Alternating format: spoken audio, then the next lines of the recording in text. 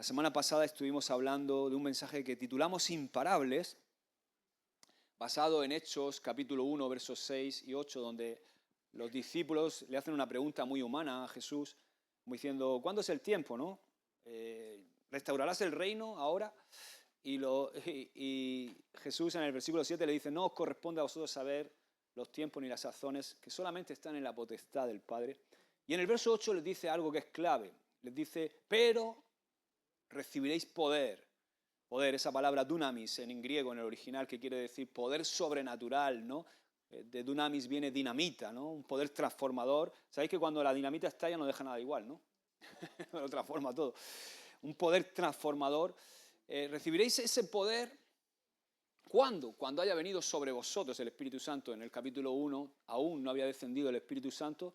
Es ese momento donde Jesús, resucitado, se aparece varias veces durante 40 días a sus discípulos. Y Él les dice esto, ¿no? Recibiréis poder, ese dinamis, cuando haya venido sobre vosotros el Espíritu Santo. ¿Para qué? Para que os haga un montón de cosquillas, ¿no? No, para que seáis testigos. Esa palabra testigo es en el original martis, de donde viene mártir. Me seáis testigos en Jerusalén, en toda Judea, en Samaria y hasta Águilas. Murcia, hasta España, hasta lo último de la tierra. Y dijimos que cuando recibimos el poder, ese dinamis, el poder del Espíritu Santo, nos convertimos en testigos.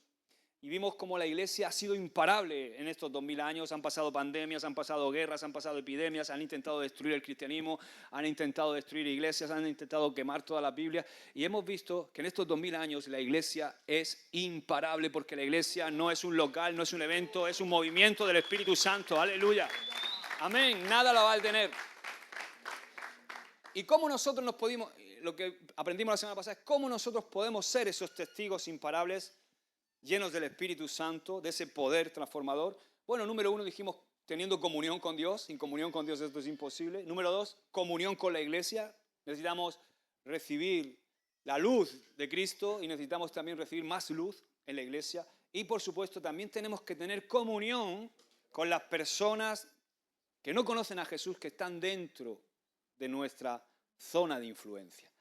Eso es lo que compartimos la semana pasada. Entonces, hoy el mensaje que traigo es como si fuera la segunda parte de Imparables, y quiero que vayamos a leer un pasaje que el apóstol Pablo precisamente escribió en el mismo tiempo que transcurre el libro de Hechos, en el mismo tiempo que transcurre todo esto que leímos la semana pasada.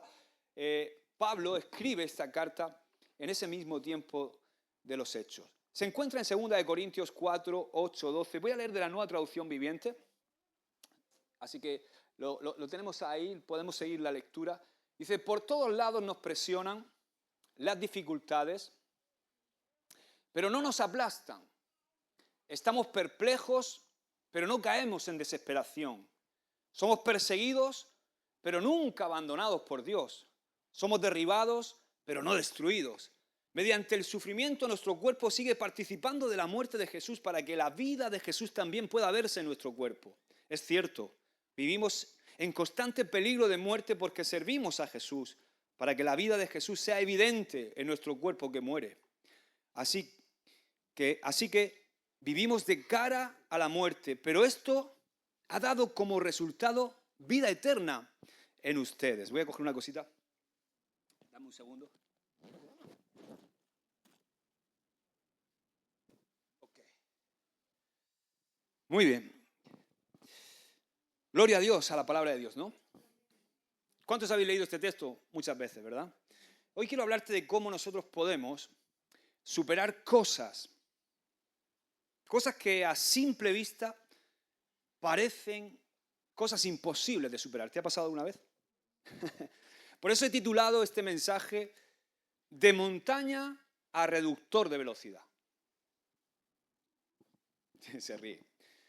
El mensaje se titula de montaña a reductor de velocidad. ¿Alguna vez habéis visto, dale para adelante esta fotografía, alguna vez habéis visto esos reductores? Se llaman así, no se llaman badenes, no se llaman resaltos, no.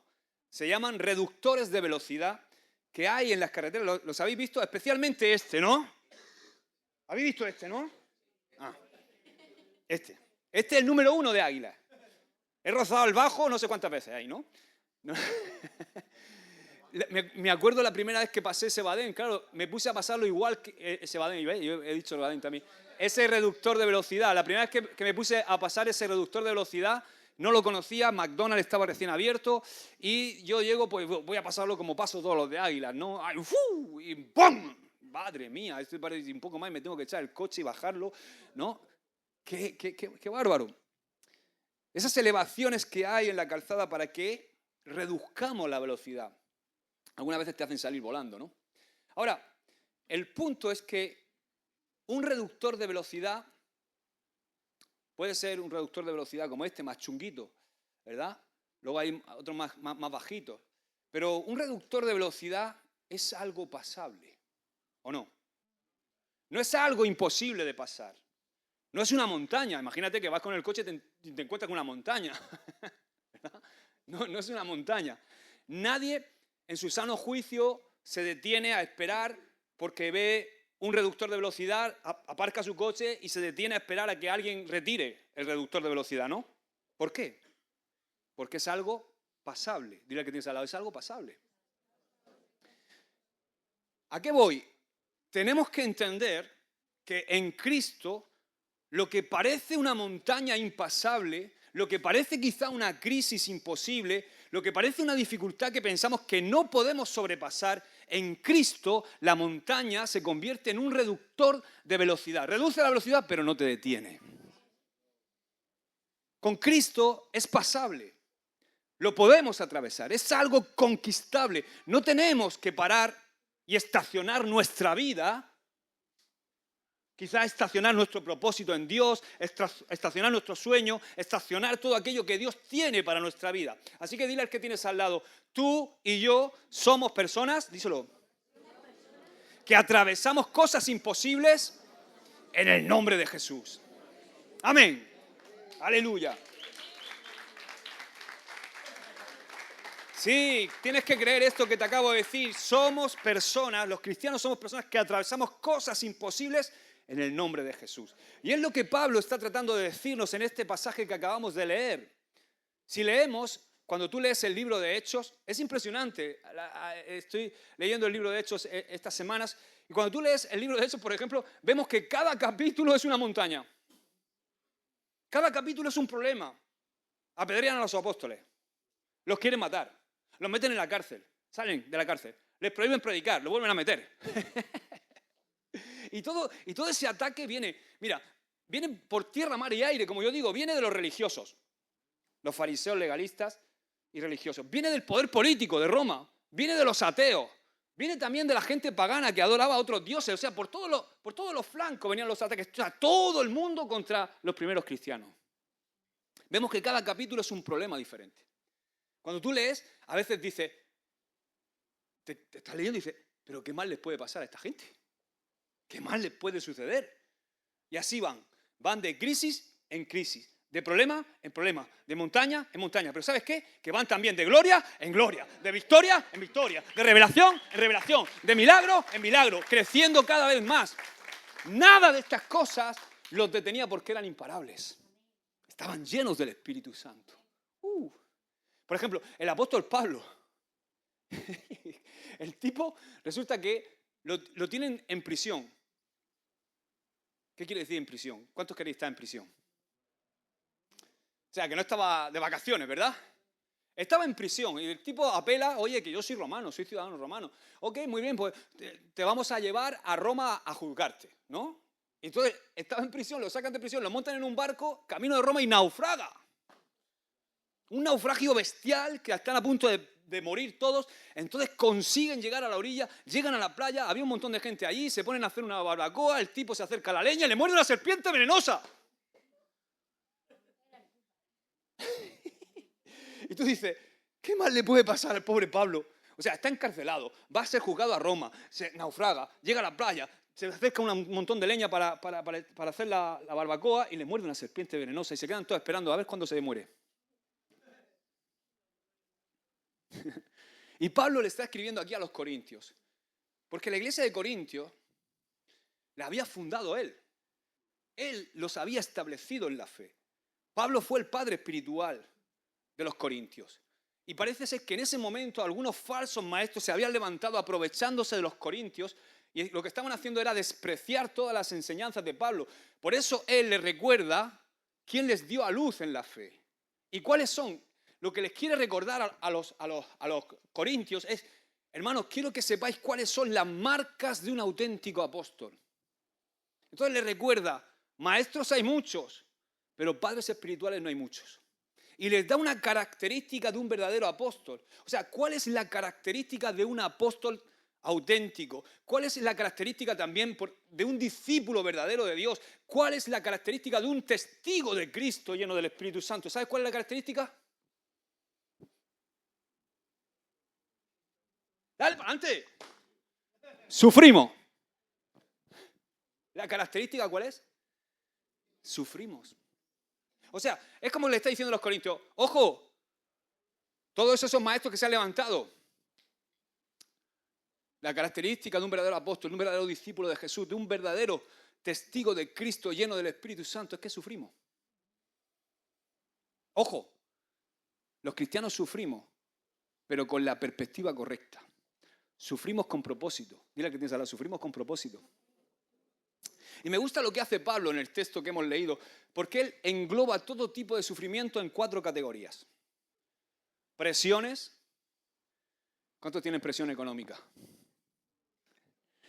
Presiones familiares, presiones en el trabajo, presiones sociales, presiones en nuestra salud, ¿verdad, Ramón? Presiones espirituales, presiones. Luego dice perplejidad. ¿Qué es perplejidad? ¿Qué es cuando algo te deja perplejo? Cuando algo te hace dudar. O sea, perplejidad es dudas, incredulidad. Es ese momento donde dice, ¿dónde está Dios? ¿Dónde está Dios? Si yo soy hija suya, si yo soy hijo suyo, ¿por qué me están saliendo arrugas en la cara?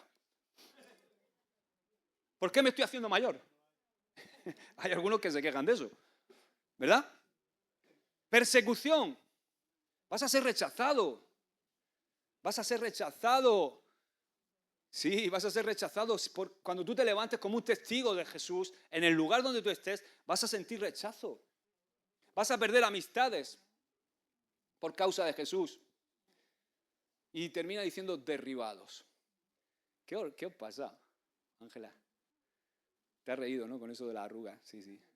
Se ve que tú eres de la que se queja de la arruguica, ¿eh? Sí, te mira mucho al espejo. No, está bien mirarse al espejo, ¿eh? No digo que esté mal. Pero este espejo también está bien, ¿eh? Este de la palabra. Bueno, derribados termina diciendo. O sea, explica todo el sufrimiento en 4 categorías. Y hemos leído que dice presionados, pero no aplastados. O sea, parece una montaña impasable, pero es solamente un reductor de velocidad. Eso que parece que te va a esa presión es un reductor. No te puede parar en el nombre de Jesús. Aleluya. Te voy a poner un ejemplo. Me he traído una cosa para que veas esto.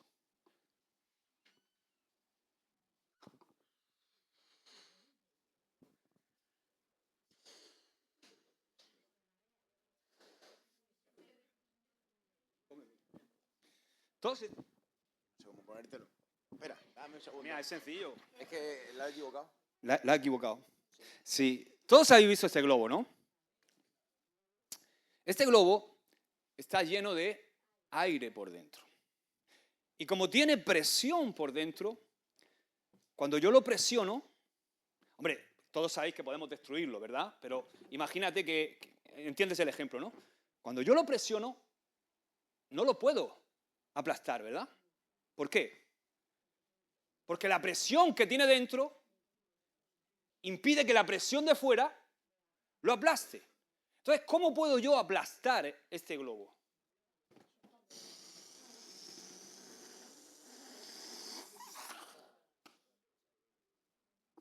Aplastado. O sea, gracias, hijo.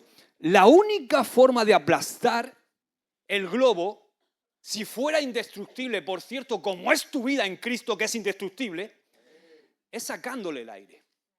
O sea, si le sacamos el aire, lo podemos aplastar. Pero ninguna presión exterior lo aplasta cuando está lleno de la presión interior, cuando está lleno del aire dentro. O sea, tú puedes aguantar cualquier presión. Si tú estás lleno del aliento de Dios, si tú estás lleno del Espíritu de Cristo, si tú estás lleno de la palabra de Dios, cuando tú entiendes esto, ninguna presión te aplasta. ¡Aleluya! Dice Pablo también, perplejos, pero no desesperados. ¿Sabes qué? Vamos a experimentar dudas. A mí, a veces, dentro de la iglesia muchas veces parece que no se vale dudar. Yo tengo un montón de dudas y soy vuestro pastor. O sea, esa imagen que hemos querido un poco religiosa, no religiosa, legalista, de guardar esa imagen de que parece que no dudamos de nada, ¿no? Y que hay gente muchas veces que yo digo, wow, cuando un hermano se abre y me dice, pastor, tengo dudas sobre esto. ¡Wow! ¡Aleluya! No, es que parece que no podemos tener dudas. Vienen dudas, vas a experimentar dudas. ¿Experimentas dudas o no? Aunque muchas te las callas, ¿verdad? Pero lo que Pablo está queriendo decir aquí es que él nunca permite que las dudas se conviertan en desesperación. O sea, ¿qué quiero decirte con esto? No permitas jamás que las dudas te roben tu fe, que te roben tu esperanza. Todos pasamos por momentos de dudas. Todos. Yo he estado recordando esta semana, y seguimos pasando constantemente momentos de duda. Recuerdo, por ejemplo, al comenzar nuestro ministerio, cuando fuimos enviados de pastores a Huerca Lovera, empecé a dudar de todo. A dudar de nuestro llamado. Cuando tenía que predicar cada domingo, para mí era una montaña, no era un reductor de velocidad. Era una montaña. Me sudaba todo. Me temblaba la voz, se me caía el micro. ¿Te acuerdas cuando se me cayó el micro? Yo dudaba, digo, pero de verdad, yo tengo... ¿A mí el Señor me ha llamado para esto? Dudé de mi llamado. Los hermanos se dormían en mis prédicas. Ahora se duermen menos. Alguno todavía se duerme. Dudé incluso de mis pastores, de Juan Carlos y de Benjamín, que fueron los que, bueno, sobre todo Juan Carlos, que fue quien de repente se fue a Bolivia, allí de misionero, y dice, tú para Huerca, pastor. Digo, ¿qué? ¿Cómo? Si yo venía a barrer la iglesia. Estábamos haciendo algo ahí en la iglesia. Dudar incluso, eso me llevó incluso a dudar de la bondad de Dios. Tú no eres bueno, ¿cómo me envías a Huerca Lovera? Tengo el trabajo en Murcia, a trabajar, pastorear, al mismo tiempo, un trabajo, una familia. ¿Cómo? ¿De verdad? ¿Esto es lo que tú tienes para mí, Señor? ¿Entiendes lo que digo, no? Por ejemplo, esto lo refleja muy bien Asaf en el Salmo 77. Vemos a Asaf que el tipo tiene un montón de dudas. Está perplejo. Tiene dudas. ¿Por qué los malos prosperan? Y yo, Señor, que me he entregado a ti, yo que te adoro, yo que soy parte del pueblo escogido, ¿por qué a mí me va mal? Es lo que está diciendo Asaf en la primera parte de su salmo. Entonces Pablo dice, pero no permito que las dudas me roben la fe. No permito que las dudas me roben la esperanza. Entonces, como cristianos podemos tener dudas. Dile al que tienes nada, puedes dudar, hijo. Está bien tener dudas, pero no está bien perder la fe. Está bien tener dudas, pero no está bien que pierdas la esperanza. Entonces, no entiendo, Señor, lo que está pasando. No comprendo bien, tengo un montón de dudas, pero sigo creyendo, Señor, que lo mejor para mi vida, lo mejor para mi familia, está por llegar en el nombre de Jesús. Amén.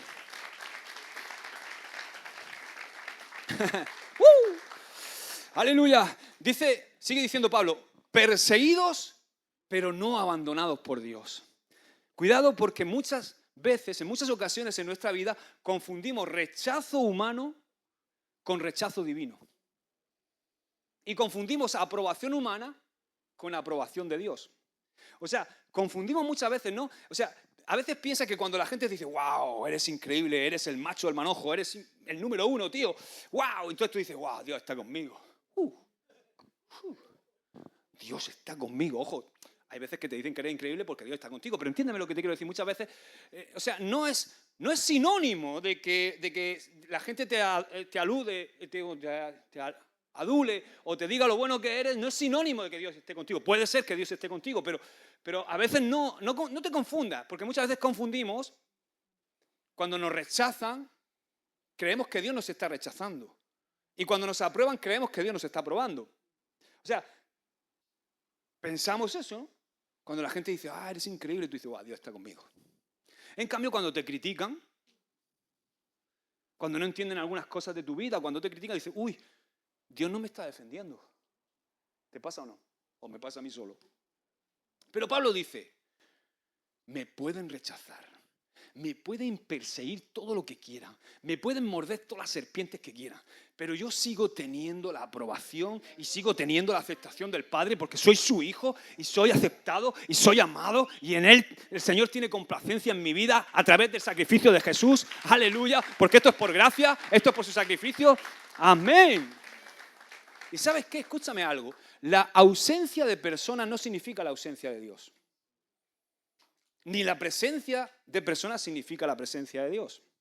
A veces, cuanto más solos estamos, más nos encontramos con Dios. Más podemos experimentar su presencia. No tengas miedo a que de repente te persigan en tu colegio, en tu instituto, en tu trabajo por predicar a Jesús y parece que tengas la sensación de que te estás quedando solo, de que o te hagan bullying, ahí viene el cristiano, ahí viene el aleluya. No tengas miedo de eso. Esos momentos Dios los usa para que tu dependencia esté en Él, para que aprendas a encontrar abrigo en Él, para que aprendas a encontrar refugio en Él, para que aprendas a encontrar fortaleza en Él, porque Él es el único que te puede dar lo que nadie te va a dar jamás. Que es esa plenitud que todos sentimos cuando estamos con Él. Aleluya. O sea, ¿de qué te vale la aprobación humana si no tenemos la aprobación de Dios? Somos perseguidos. Somos perseguidos. Ahora, hay que ser perseguido por Cristo, no por ser tonto. ¿No? Hay una diferencia. Hay mucha gente que es perseguido porque hace tonterías. Pero cuando somos perseguidos por Cristo, Dios nunca nos va a abandonar, ni jamás lo va a hacer. Yo estoy con vosotros. ¿Algunos días? Todos los días, hasta el fin. Aleluya. Aún en la prisión, Pablo y Silas, ¿os acordáis? Estaban alabando al Señor, cantando al Señor, porque sabían que Dios estaba con ellos y aquel lugar tembló, los cepos y las cadenas se soltaron, se abrieron las prisiones, salieron todos los esclavos, todos los presos, salieron todos los presos y de repente el carcelero que estaba allí se puso la espada así, iba a echarse sobre la espada y dice, me muero porque se van a escapar todos, me van a matar, pues me mato yo. Y le dice, Pablo, detente, no hagas eso, estamos todos aquí, no nos hemos ido ninguno. Esto ha sido el poder de Dios. Y entonces el otro le dice, ¿qué tengo que hacer para ser salvo? Dice, cree en el Señor Jesucristo y serás salvo tú y tu casa. ¡Aleluya! Entonces, es tremendo esto. Y dice Pablo también, sigue diciendo en el texto que hemos leído, derribados pero no destruidos. No sé si has visto alguna vez los muñecos esos que se llaman tentetiesos. ¿Sabéis lo que es? Los tentetiesos esos que son redonditos por abajo, entonces ¿los habéis visto? Se llaman tentetiesos. Le das una patada, ¡pum! Una vez hay uno en el gimnasio que es como un muñeco, ¿no? Para pegarle, ¿no? Y una vez estaba ahí, no sé cómo, le dieron y yo estaba despistado, claro, lo mando allí, y hace así, ¡pum! Y te da de vuelta, ¿no? Porque se levanta, no lo puedes tirar. Le das una patada, ¡pum! Y se vuelve a poner erguido. Pues Pablo dice, a nosotros los cristianos nos derriban, sí, a veces nos caemos, pero nos volvemos a levantar. Los cristianos nos caemos, pero siempre nos volvemos a levantar. Aleluya. ¿Cuántos han experimentado eso en su vida? No nos quedamos en el suelo, sino que Dios nos levanta. Aleluya. Y claro que vamos a caer, pero no derribados, pero no destruidos. Te digo, hermano, que puedes caer muchas veces, pero Dios te va a levantar. Él te va a levantar. Su poder y su fuerza, su Espíritu Santo, ese poder que opera en ti va a hacer que tú te levantes. ¿Que vas a aprender de la caída? Ya lo creo que vas a aprender de la caída, porque sin dolor no se aprende. Entonces, vemos a Pablo. Yo cuando veo a Pablo, tú lees un poco, ¿no? Todo lo que Pablo pasa, ¿no? Este tipo, yo cuando lo leo, digo, Pablo tenía pilas Duracell. O sea, caía una y otra vez.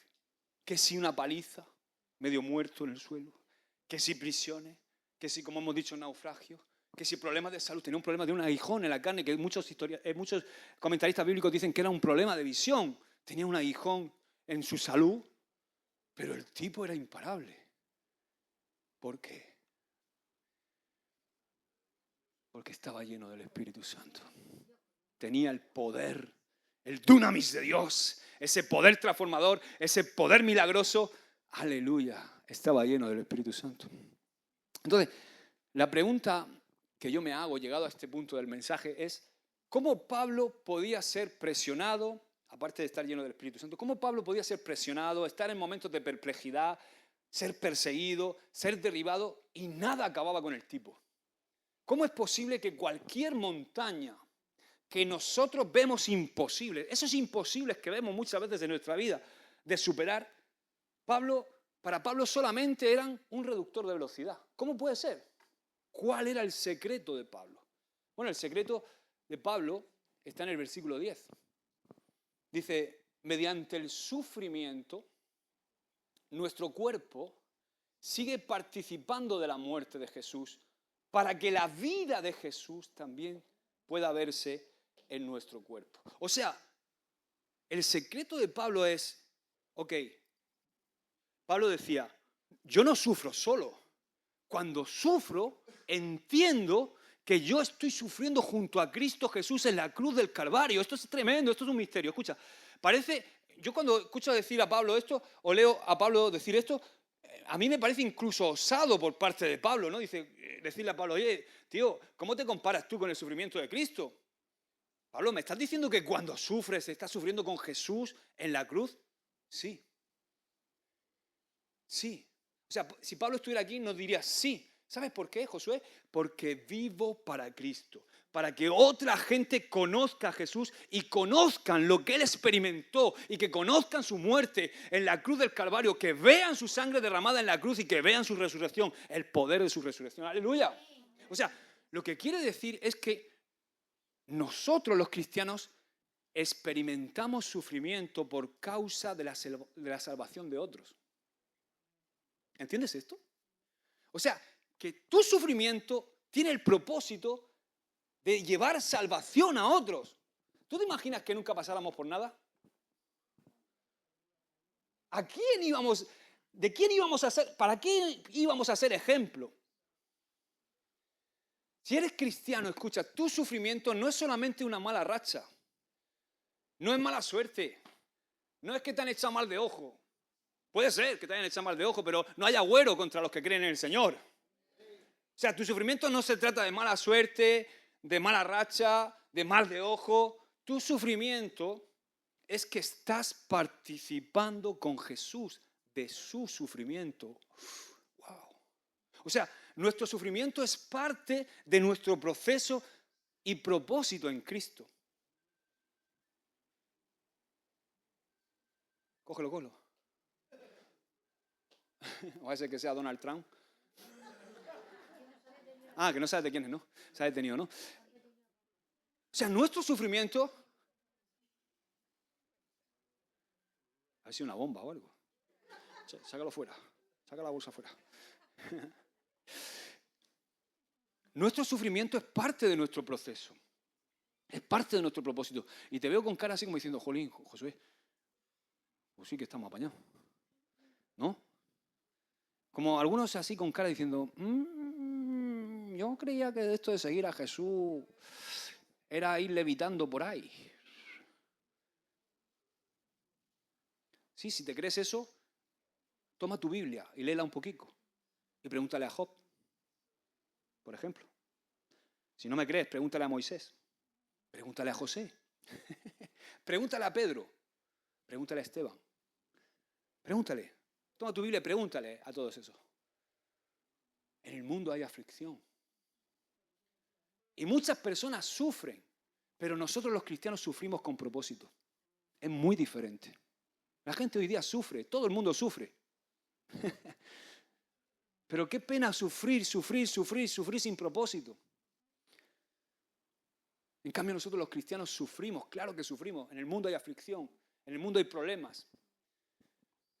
Pero sufrimos con propósito, para ser testimonio. Cuando nosotros atravesamos ese sufrimiento, agarrados al Señor, llenos del poder del Espíritu Santo, nos convertimos en una luz en medio de las tinieblas, nos convertimos en sal, nos convertimos en un faro de esperanza para muchos.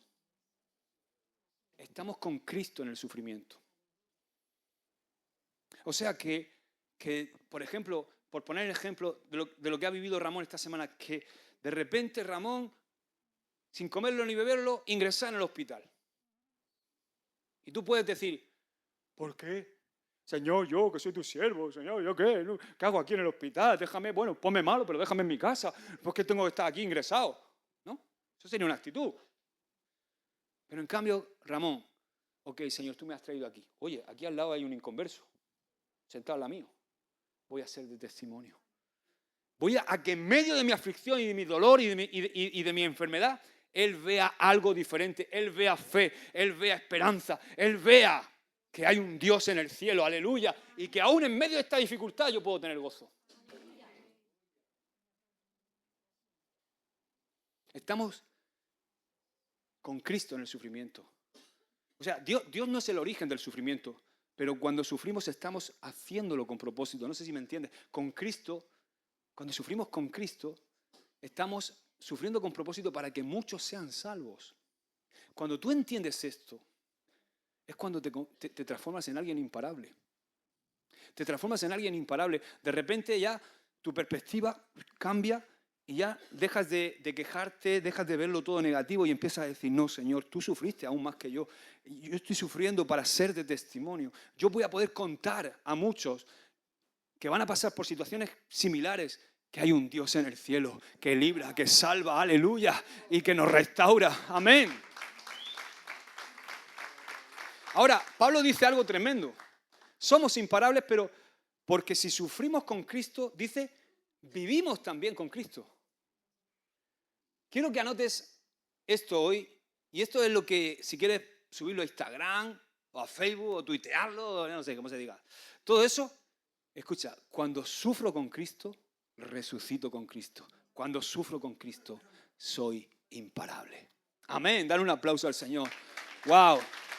Cuando sufro con Cristo, resucito con Cristo. Cuando sufro con Cristo, soy imparable.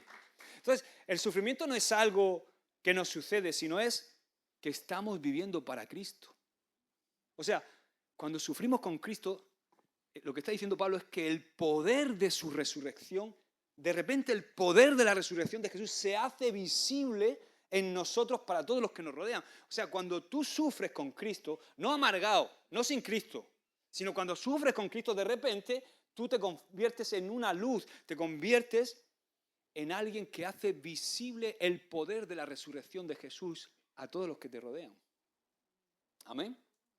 Ahora, quiero que veamos, si creemos esto que acabo de decir, 3 maneras en que la vida y la resurrección de Jesús, la vida y la resurrección de Jesús se manifiestan en nosotros cuando entendemos que no sufrimos sin propósito, sino que lo hacemos juntamente con Cristo. Cuando tú entiendes esto, hay 3 maneras en que la vida y la resurrección de Jesús se manifiestan en nosotros. Número 1, la vida y la resurrección de Cristo se manifiesta en que lo que debía destruirte te hace más fuerte. Lo que venía para amargarte te hizo un mejor perdonador. Aquella amargura porque te hirieron, porque te hicieron, de repente, eso que venía a amargarte, eso que tenía que amargarte, te hizo un mejor perdonador. De repente lo que debía empobrecerte te hizo una persona más generosa. De repente lo que debía volverte loco te hizo más sabio. Lo que debía detenerte te dio más determinación, más valentía, aleluya. Lo que debía destruir tu familia, lo que hizo fue unir más tu familia. Amén. Pablo dice en el versículo 11, es cierto, Vivimos en constante peligro de muerte porque servimos a Jesús. ¿Por qué? Porque servimos a Jesús. Para que la vida de Jesús sea evidente en nuestro cuerpo que muere. En otras palabras, la resurrección de Jesús permite que aquello que te iba a destruir te haga más fuerte. Yo he pensado muchas veces en mi vida, he visto esa montaña, no sé, esa montaña que te desafía, ese gigante, eso que dices tú, esto es impasable. Ves situaciones, cosas en la crianza de tus hijos, en tu familia, en la iglesia, a todos los niveles, ves cosas que dices tú, esta montaña es imposible de superar. Esto va a acabar conmigo, esto me va a destruir. Pero ahí es cuando yo tengo que levantarme y decirme a mí mismo, yo estoy sufriendo con Cristo. Yo estoy sufriendo con Cristo. Él es el que me metió en esto. Y Él es el que me va a sacar. Amén. Yo estoy sufriendo con Él. Él es el que me llamó. Y Él es el que me va a sacar de esto. Y con el tiempo me he dado cuenta que aquellas cosas que parecía que me iban a destruir me han hecho más fuerte. Me han dado más templanza. Me han dado más dominio propio.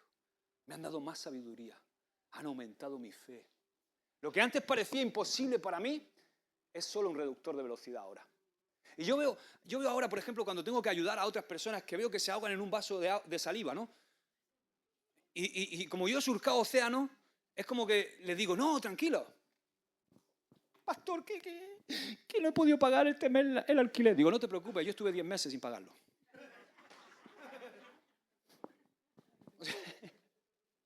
Pero tú los ves que se ahogan, ¿no? Entonces, lo que antes parecía imposible, para mí ya es un reductor de velocidad. Y lo que está siendo imposible para ti, yo ahora con la experiencia te puedo decir, tranquilo, es un reductor de velocidad, no te va a parar. Porque tú eres imparable, estás lleno del Espíritu Santo. Y hay otros que me lo pueden decir a mí. Quizás yo estoy atravesando una cosa donde parece que me estoy ahogando y otro ya dice, tranquilo, hombre. A Noé le va a hablar tú de lluvia. Wow. Número 2. La vida y la resurrección de Cristo se manifiesta en que lo que debía destruirte hace más fuerte a otros. Wow. Versículo 12 dice, así que vivimos de cara a la muerte, pero esto ha dado como resultado vida eterna para ustedes. Y he estado hablando de esto, ¿no? Pablo también en un momento le escribe a su hijo espiritual Timoteo, ahí en 2 Timoteo, si quieres luego lo lees en casa, capítulo 1, verso del 8 al 12 creo. Y lo que está Pablo diciéndole es, hijo, Timoteo, mira mis sufrimientos, mira por todo lo que yo he pasado, mira las marcas de un verdadero testigo de Cristo. Mira, y me gusta porque dice, mira todo eso para que cobres ánimo. O sea, para cobrar ánimo. O sea, Timoteo, mírame a mí, mira mi ejemplo, Timoteo. Y estaba pensando, por ejemplo, en esos ejemplos que nosotros hemos tenido. Yo a nivel particular, tú tienes un montón también en tu vida. Pero yo he tenido mis suegros o mis padres, que han sido personas que han tenido que pasar momentos muy difíciles. Pero verles a ellos mantener su fe, a pesar del sufrimiento, del dolor, de la pérdida, eso es un testimonio. Eso me anima. Eso produce en mí vida eterna. Eso produce en mí decir, no, esto no es una religión. Esto es algo más profundo. Esto es Dios. Esto es una relación con Dios. Esto va más allá de lo que yo puedo entender. ¿Y sabes qué? Tus hijos te ven sufrir. Nuestros hijos se dan cuenta de todo. Nuestros hijos nos ven sufrir. Pero tu manera de enfrentar el sufrimiento puede darles ánimo, puede darle fe a tus hijos, puede darle vida eterna. O todo lo contrario, puede darle destrucción, desánimo. Porque sufrir te van a ver sufrir. Pero tu actitud ante el sufrimiento es lo que va a determinar el fruto que va a haber en ellos. Así que podemos ser de inspiración aún en medio del sufrimiento. Todos sufren, todo el mundo sufre.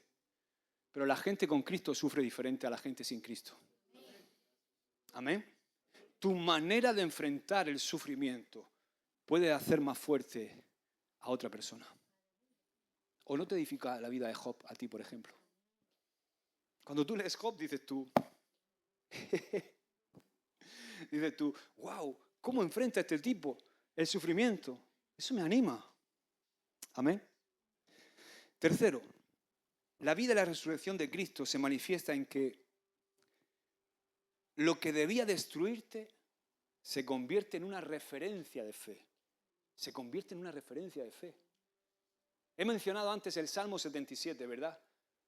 En este salmo, el autor, Asaf, está ante una montaña imposible de superar. Él en ese momento está, cuando tú lees los primeros versículos del Salmo 77, Asaf siente que Dios se ha olvidado de él. Hasta que de repente llega al versículo 10 y dice, fíjate lo que dice, y yo digo, este es mi destino.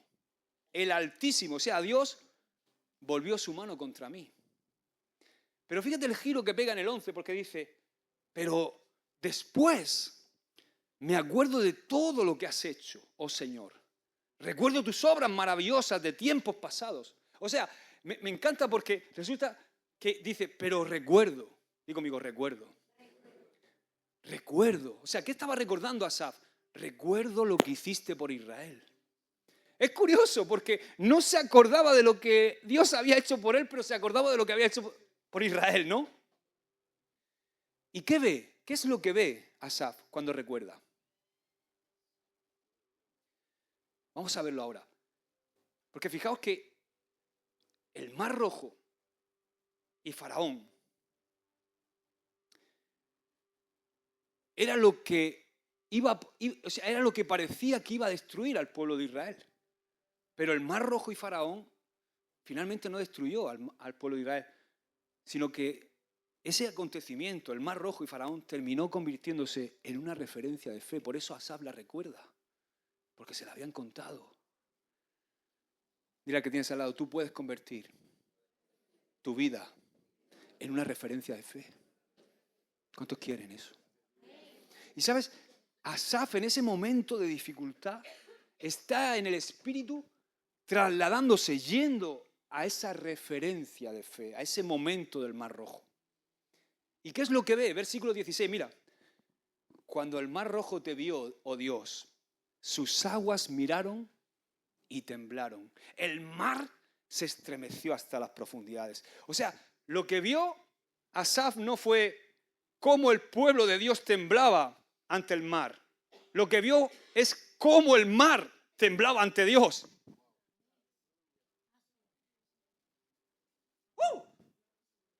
O sea, Asaf se va en el espíritu a ese momento. Y ahí estaba el pueblo de Israel, atemorizado, seguro que estaban temblando ante el mar. Y Faraón detrás para destruirlo. Pero resulta que cuando en el espíritu Asaf va a ese momento, lo que ve no es un pueblo temblando ante el mar, sino ve al mar temblando ante el Dios de ese pueblo. ¡Aleluya! ¿Sabes qué? Muchas veces temblamos ante la montaña que tenemos delante, pero cuando la pasamos nos damos cuenta que era la montaña la que estaba temblando ante Dios. Y me encanta el versículo 19, mira lo que dice. Te abriste camino a través del mar y tu sendero atravesó las poderosas aguas.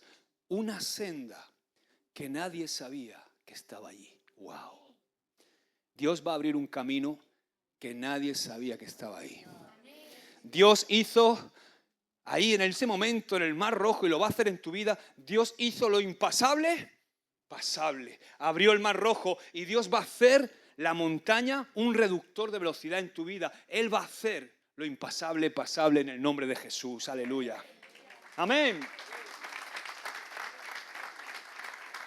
Por eso, cuando lo que tiene que destruirnos no nos destruye, se convierte en una referencia de fe. Y quiero terminar, ponte de pie.